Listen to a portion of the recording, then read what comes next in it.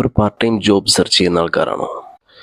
നിങ്ങൾ ഓൾറെഡി ഒരു എംപ്ലോയി ആണ്, എന്നിട്ടും നിങ്ങളൊരു പാർട്ട് ടൈം ജോബിന് വേണ്ടി ശ്രമിക്കുകയാണോ?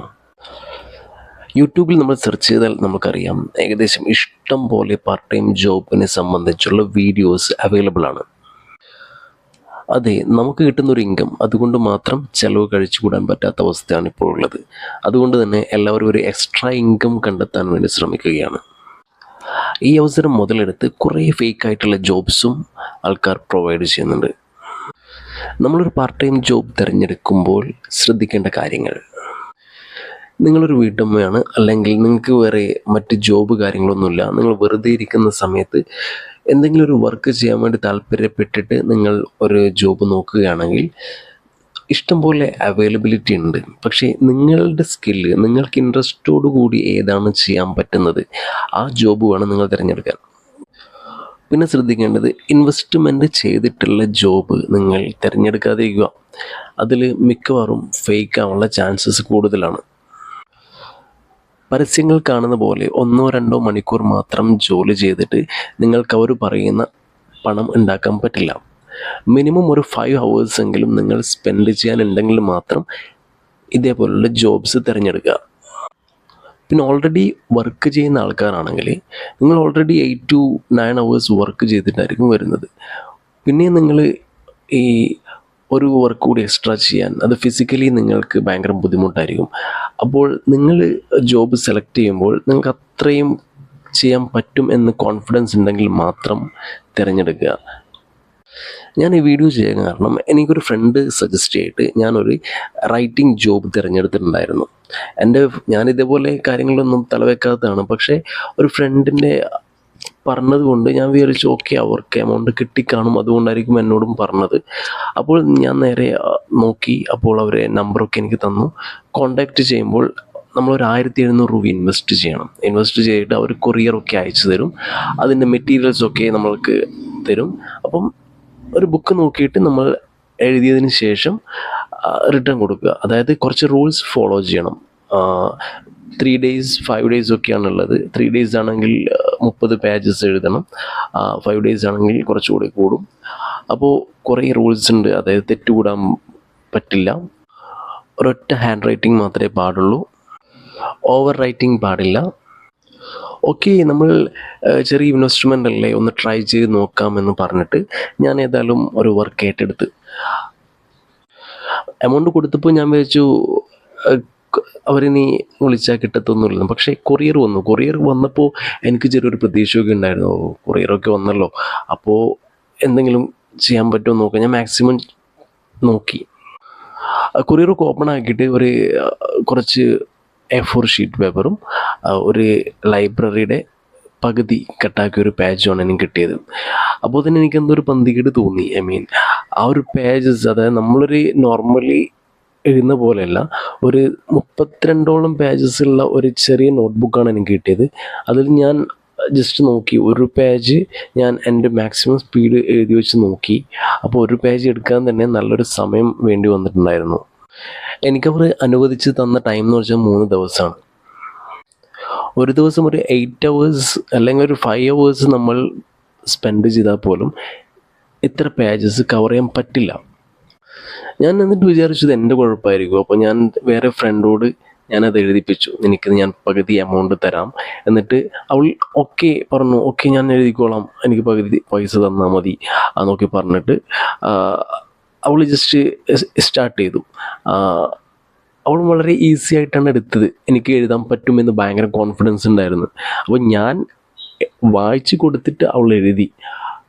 എന്നിട്ട് പോലും അവൾക്ക് കംപ്ലീറ്റ് ചെയ്യാൻ പറ്റിയില്ല. 1-2 പേജ് എഴുതും തന്നെ മനസ്സിലായി തെറ്റ് വരുന്നുണ്ട്. തെറ്റ് കൂടാതെ നമ്മൾക്ക് എഴുതാൻ പറ്റില്ല. അപ്പം ഞാൻ ഒരു കാര്യം പറയട്ടെ, അവർ ഒരിക്കലും നിങ്ങൾക്ക് ചെയ്യാൻ പറ്റാത്ത വർക്കായിരിക്കും അവർ നിങ്ങൾക്ക് തരുന്നത്. ഇപ്പോഴും അവർ വാട്സപ്പിൽ നോക്കുകയാണെങ്കിൽ അവരുടെ സ്റ്റാറ്റസ്, ഡെയിലി അവർ സ്റ്റാറ്റസിങ് ഇട്ടും കുറേ ആൾക്കാർ എമൗണ്ട് വാങ്ങിയതിൻ്റെ സ്ക്രീൻഷോട്ട് അങ്ങനെ കുറേ എല്ലാ ദിവസവും ഇടുന്നുണ്ട്. എനിക്കറിയില്ല എത്ര ആൾക്കാർ ഇതേപോലുള്ള വർക്ക് ചെയ്തിട്ട് ഏൺ ചെയ്തിട്ടുണ്ടെന്ന് എനിക്കറിയില്ല. പക്ഷേ ഞാൻ ഏത് രീതിയിൽ നോക്കിയിട്ടും അവർ പറയുന്ന ടൈമിൽ അത്രയും പേജസ് കംപ്ലീറ്റ് ചെയ്യാൻ പറ്റില്ല.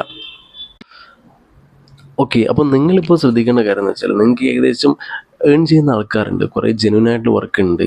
പക്ഷേ നിങ്ങൾക്ക് അവർ ഫസ്റ്റ് ഒരു മോഡൽ അയച്ചു തരും. അപ്പോൾ അത് ജസ്റ്റ് നിങ്ങൾ ട്രൈ ചെയ്ത് നോക്കുക. ഒരു വൈറ്റ് പേപ്പർ എടുത്ത് ജസ്റ്റ് എഴുതി നോക്കുക. നിങ്ങളൊരു മിനിമം സ്പീഡ് വെച്ചിട്ട് എഴുതുമ്പോൾ നിങ്ങൾക്ക് തെറ്റുകൂടാതെ എത്ര പേജസ് കവർ ചെയ്യാൻ പറ്റുന്നുണ്ടോ നോക്കിയതിന് ശേഷം നിങ്ങൾക്കത് എത്രത്തോളം ആപ്റ്റ് ആവുന്നു, എത്രത്തോളം പോസിബിൾ ആകുന്നു എന്നതിന് അടിസ്ഥാനത്തിൽ മാത്രം നിങ്ങൾ ജോയിൻ ചെയ്യുക. മാക്സിമം ഇൻവെസ്റ്റ്മെൻറ്റ് ചെയ്തിട്ടുള്ള എല്ലാ വർക്കും ഒഴിവാക്കുക. ഇൻവെസ്റ്റ്മെൻറ്റ് ചെയ്യാതെ തന്നെയുള്ള ഇഷ്ടം പോലെയുള്ള പാർട്ട് ടൈം ജോബ്സ് ഉണ്ട്. അതേപോലെ തന്നെ ഡാറ്റ എൻട്രി വർക്ക് ഉണ്ട്, ക്യാപ്ച ടൈപ്പിംഗ് വർക്കൊക്കെ ഉണ്ട്. ക്യാപ്ച ടൈപ്പ് വർക്ക് ആണെങ്കിൽ നമ്മൾക്ക് ഈസി ചെയ്യാൻ പറ്റുമെന്ന് വിചാരിക്കും. പക്ഷേ ഒരു ക്യാപ്ച എൻ്റർ ചെയ്തതിന് ശേഷം നെക്സ്റ്റ് ക്യാപ്ച വരണമെങ്കിൽ തന്നെ കുറച്ച് ടൈം എടുക്കും. അപ്പോൾ നമ്മളതിന് അത്രയും ടൈം സ്പെൻഡ് ചെയ്യേണ്ടി വരും. ഒരു 1000 ക്യാപ്ച കംപ്ലീറ്റ് ചെയ്യാൻ വേണ്ടിയിട്ട് ഒരു 4 മണിക്കൂറൊക്കെ കണ്ടിന്യൂസ് ആയിട്ട് ഇരിക്കേണ്ടി വരും. അത് നമുക്ക് പോസിബിൾ ആയിട്ടുള്ള കാര്യമല്ല. അവരെന്താണോ പറയുന്നത് 2 മണിക്കൂർ വർക്ക് ചെയ്യാൻ നിങ്ങൾക്ക് വീക്കിലി 6000 അല്ലെങ്കിൽ 7000 വരെ ഏൺ ചെയ്യാൻ പറ്റും എന്ന് പറയുന്നതിൽ നമുക്കൊരു 4 അവേഴ്സ് 5 അവേഴ്സ് എടുത്താൽ പോലും ആ എമൗണ്ട് കിട്ടില്ല. പിന്നെ എമൗണ്ട് വാങ്ങിക്കുന്ന ആൾക്കാരുണ്ട്, വെറുതെ ഇരിക്കുന്ന ആൾക്കാർ അത്രയും കഷ്ടപ്പെട്ട് 6 മണിക്കൂർ 7 മണിക്കൂറൊക്കെ വർക്ക് ചെയ്തിട്ട് അവർ എഫേർട്ട് എടുത്തതിൻ്റെ ആ ഒരു വാല്യൂ ഇതിന് കിട്ടുന്നില്ല. ഒരു 2000 1800 രൂപയൊക്കെ അവർക്ക് ഏൺ ചെയ്യാൻ പറ്റുന്നുള്ളൂ.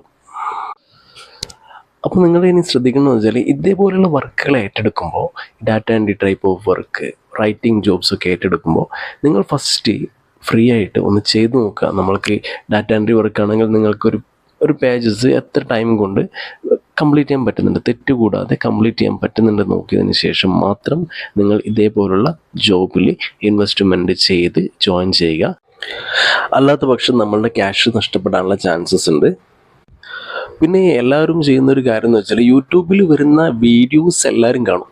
നിങ്ങളൊന്ന് ചിന്തിച്ച് നോക്കുക, നിങ്ങൾ എത്ര വീഡിയോസ് കണ്ടിട്ടുണ്ട്, അതിൽ നിന്ന് എത്ര എണ്ണം നിങ്ങൾ ട്രൈ ചെയ്തിട്ടുണ്ട്? നിങ്ങൾ വീഡിയോ മാത്രം കാണുന്ന ഒരാളാണെങ്കിൽ നിങ്ങൾ ജസ്റ്റ് നിർത്തുന്നതായിരിക്കും നല്ലത്. നിങ്ങൾക്ക് അതിനോട് ഇൻട്രസ്റ്റ് അത്രത്തോളം കാണത്തുള്ളൂ. ഏതൊരു വർക്ക് എടുത്താലും വെറുതെ ആരും ക്യാഷ് തരത്തില്ല. നമ്മളതിന് കുറച്ച് ടൈം എഫേർട്ട് എടുത്ത് കുറച്ച് ടൈം സ്പെൻഡ് ചെയ്യേണ്ടി വരും. എന്നാൽ മാത്രമേ നമ്മൾ കുറച്ചെങ്കിലും പൈസ കിട്ടത്തുള്ളൂ. നിങ്ങൾ വീഡിയോ മാത്രം കണ്ടിട്ട് ആ സമയം വേസ്റ്റ് ആക്കാതെ നമ്മൾക്ക് മടി കൂടാതെ ചെയ്യാൻ പറ്റുന്ന ഫീൽഡ് ഏതാണോ ആ ഫീൽഡ് തിരഞ്ഞെടുക്കുകയാണെങ്കിൽ നിങ്ങൾക്ക് പിന്നെയും അതിൽ ഇമ്പ്രൂവ് ചെയ്യാൻ പറ്റും. അതിലെന്തെങ്കിലും നിങ്ങൾക്ക് സമ്പാദിക്കാൻ വേണ്ടി പറ്റും. അല്ലാത്ത പക്ഷം നിങ്ങൾ തന്നെ വിലയിരുത്തുക. നിങ്ങൾ കണ്ട വീഡിയോസിൽ നിങ്ങൾ ഒന്നും തന്നെ ജസ്റ്റ് ട്രൈ പോലും ചെയ്തിട്ടില്ലെങ്കിൽ, ഒന്ന് അപ്ലൈ പോലും ചെയ്തിട്ടില്ലെങ്കിൽ, ഒന്ന് ശ്രമിക്കുക പോലും ചെയ്തിട്ടില്ലെങ്കിൽ നിങ്ങൾക്ക് അതിനോട് ഇൻട്രസ്റ്റ് ഉണ്ടാവില്ല. ആ ഒരു ടൈം കൂടി നിങ്ങൾ വേസ്റ്റ് ചെയ്യാണ്. അതേപോലെ തന്നെ ഇതേപോലുള്ള ഫേക്കായിട്ടുള്ള ഒരു ജോബിലും അപ്ലൈ ചെയ്യാതിരിക്കുക. Okay, thank you. ഓക്കെ, ഇന്ന് ഇതിനെക്കുറിച്ച് ഇത്രയേ ഉള്ളൂ. നെക്സ്റ്റ് ഞാൻ ചെയ്യാൻ പോകുന്ന വീഡിയോ വെച്ചാൽ നമുക്ക് മൾട്ടി ലെവൽ മാർക്കറ്റിംഗ്. എല്ലാവരും കേട്ടിട്ടുണ്ടാവും, കുറേ ആൾക്കാർ അതിൽ വർക്ക് ചെയ്യുന്ന ആൾക്കാരുണ്ടാവും. അതിനെക്കുറിച്ച് എനിക്ക് എൻ്റെ ലൈഫിലുണ്ടായ ഒരു അനുഭവം ഞാൻ ഷെയർ ചെയ്യാൻ ആഗ്രഹിക്കുന്നു. Okay, thank you all.